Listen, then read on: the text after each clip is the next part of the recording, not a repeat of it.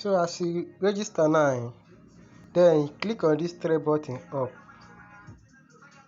It will take you to this place.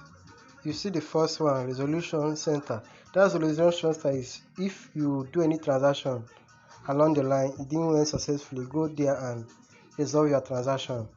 Then the next one is buy data. You click on that buy data. When you click on that buy data, it will open. When it open, you see select.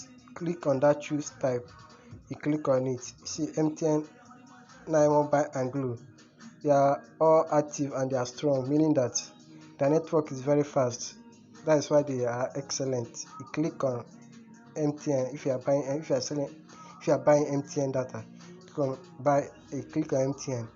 Then you choose. You click on choose amount. Can you see MTN 500 megabytes, 1 gig, 2 gig, 3 gig, 5 gig, and 10 gig? You see the amount. No, you see the amount they are selling it there. Then you yourself will know how much you sell to your people. Depends on your environment. Then you put the person phone number.